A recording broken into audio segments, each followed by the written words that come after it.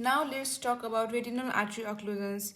As we all know, retina is the most light sensitive tissue of the eye, and the retina is supplied by the retinal arteries, and it can get occluded due to various reasons. Now let's talk about the etiology of the retinal artery occlusions. Occlusive disorders of retinal vessels are more common in patients that are suffering from hypertension and other cardiovascular diseases. And the common causes of retinal artery occlusions are atherosclerosis related thrombosis, that is the most common cause, and emboli from carotid artery and cardiac origin is the commonest for the central retinal artery occlusions. And the emboli are three types, and they are cholesterol emboli, calcium emboli, and platelet fibrin emboli. And retinal arteritis with obliteration is also another cause for the retinal artery occlusions, and it is associated with giant cell arteritis. Retinal arteritis is nothing but the inflammation of the retinal vessels.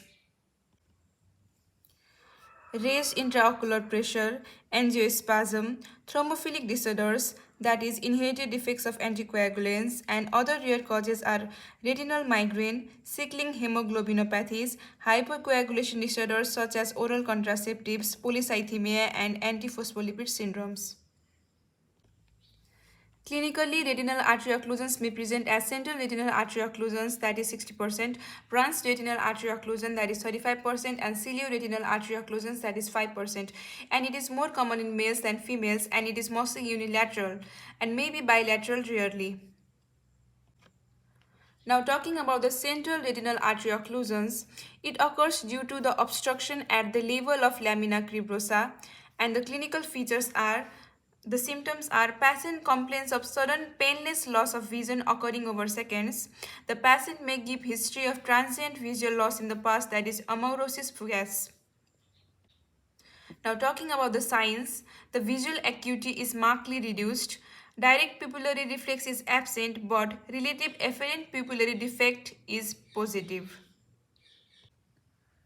A relative afferent pupillary defect RAPD, also known as a Marcus gun pupil, is an abnormal finding during a neurological examination of the eyes and pupils, and it is positive when the test shows an asymmetry in the pupillary responses between the two eyes. And while doing the fundus examination, there is marked narrowing of retinal arteries which appear thread-like, and retinal veins are normal, and mild narrowing can be seen on the retinal veins. And retina becomes milky white due to ischemic edema. Cherry red spot is seen in the center of macula due to the vascular choroid shining through thin retina in foveal region in contrast to surrounding pale retina. And there is cattle tract appearance also, that is segmentation of the blood column. And now talking about the atropic changes, grossly attenuated thread-like arteries can be seen. Optic atrophy can be seen in long-standing cases. And on fundus fluorescence angiography, there is delay in arterial filling, and there is masking of choroidal vasculature. And now talking about the branched retinal artery occlusions, it usually occurs following the lodgement of embolus at bifurcations, and the retina distal to occlusions become edematous with narrowed arterioles. Later on, involved area is atrophied, leading to the permanent sectoral visual field defects. Now talking about the management, retinal tissues cannot survive more than 90 to 100 minutes, so treatment may be unsatisfactory. So the aggressive treatment of acute episodes of CRAO should be done within 24 hours. We should immediately lower the intraocular pressure by giving intermittent massage.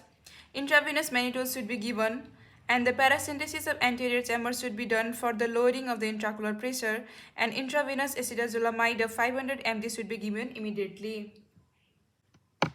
And inhalation of amyl nitrate or a mixture of carbogens should be given, that is 5% of the CO2 and 95% of the O2. Vasodilators like sublingual or transdermal nitroglycerin and oral isosulfide dinitrate should be given, and the retrobulbar injection of acetylcholine can also cause vasodilation. Fibrinolytic therapy can also be given. Intravenous steroids can also be given for the giant cell arteritis, and laser photodisruption of the embolus can also be done. And along with the management of the acute episodes of the central retinal artery occlusions, Workup for associated systemic conditions should also be done, and it should be done especially for the cardiovascular review, that is including Doppler studies and echocardiography. And now talking about the complications, in some cases neovascular glaucoma with incidence varying from 2% to 6% may occur as a delayed complications of CRAO.